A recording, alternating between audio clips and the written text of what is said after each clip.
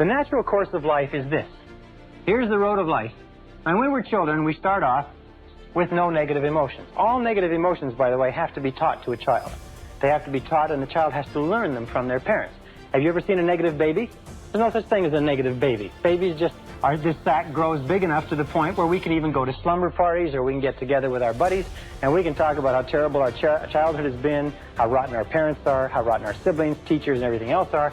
Now, when we become adults, laugh, and they're happy, and they cry when they have needs, but babies are not negative. But as we grow up, we watch the people around us, and we begin to develop our own negative emotions, which we carry in a sack on our back. As we become teenagers, what is the mark of adulthood in our society? The mark of adulthood is that you have a great gunny sack full of negative emotions because you have suffered. And what happens is you spend most of your time when you're with other people letting down your guards and telling them about how much you've suffered. What you do is you use exchanges of negative emotions as the basis for your relationships. You say, look, I'll show you my negative emotions if you'll show me yours. Remember, like we used to do as kids?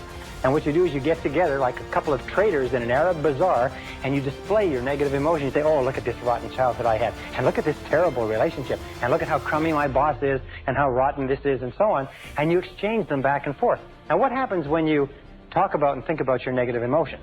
Remember the law of concentration?